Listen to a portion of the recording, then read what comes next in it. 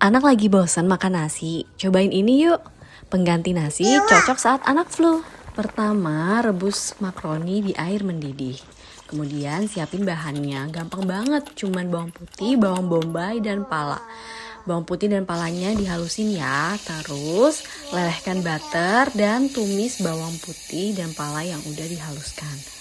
Kalau sudah, masukkan bawang bombay, kemudian tumis hingga merata, lalu tambahkan daging giling dan aduk hingga merata. Tambahkan sedikit air dan jangan lupa ini yang terpenting, kaldu bubuk dari Pure Land. Aku pakai setengah sendok makan ya. Kemudian tambahkan 3/4 susu. Kemudian aduk sampai mendidih dan yang terakhir tambahkan kocokan telur.